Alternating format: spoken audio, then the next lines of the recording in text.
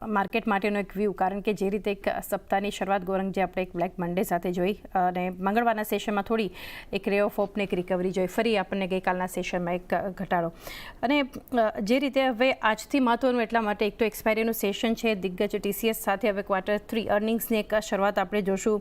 Market જે રીતે stock specific, index specific આટલી નેગેટિવિટી છે, તો ઓવરઓલ વ્યૂ તો લઈએ, એની સાથે સાથે એ પણ સમજીએ જ્યારે આટલો માર્કેટમાં ઘટાડો છે તો શું બધી બાજુ એન્ટ્રી માટે ઓપોર્ચ્યુનિટી હોવી એ પણ યોગ્ય નથી? તો આપની પાસેથી ઓવરઓલ એક વ્યૂ સમજીએ અત્યારે શું કરવું જોઈએ બજારમાં.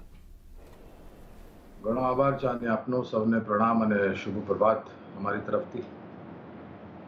મારા ખ્યાલથી આ વધઘટની પરિસ્થિતિ થોડા સમય માટે રહેશે બજારમાં.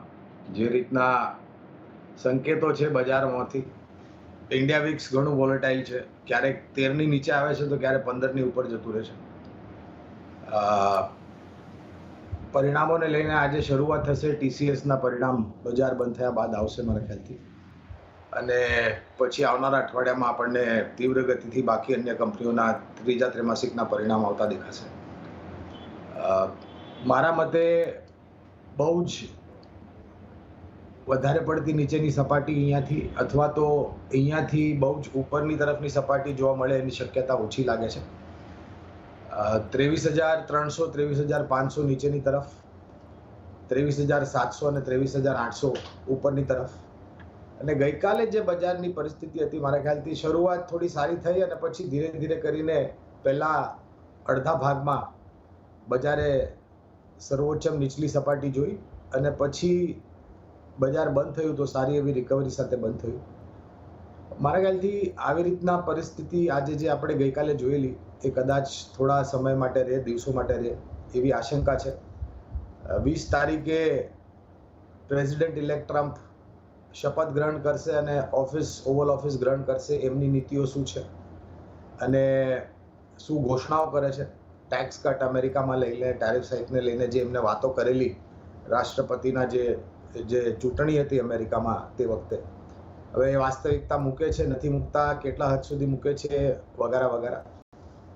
મારા મતે ઇન્ડેક્સ તમને એક દાયરાબંધ કારોબાર કરશે, પણ કારણ કે પરિણામોની શરૂઆત થશે આજે બપોર પછી TCSથી, તો પરિણામના આધાર પર સ્ટોક સ્પેસિફિક તમને વધારે પડતી હરકત આવતી દેખાશે. ક્ષેત્રના આધાર પર, પરિણામના આધાર પર, સમાચારોના આધાર પર. રૂપિયો નબળો થયો છે, બહુ જ હદ સુધી સર્વોચ્ચમ નીચલી સપાટી આપણે જોઈ રહ્યા છે રૂપિયામાં ડોલર સામે.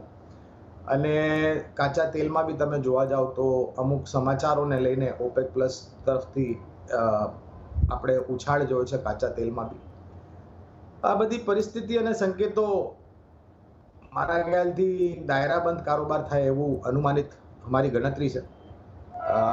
બજેટને લઈને બી ધીરે ધીરે જેમ જેમ આપણે બજેટના દિવસે નજદીક જતા જોઈશું ત્યારે બજેટમાંથી બી જે રીતના આપણને હમણાંથી જ અમુક અપેક્ષાઓ, આકાંક્ષાઓ જે માનનીય નાણામંત્રી શ્રીમતી નિર્મલા સીતારામનજી પાસેથી એક અનુમાનિત લોકોને અપેક્ષા છે, તો આ બધી વાતો છે જે બજારને મારા ખ્યાલથી અસર કરશે.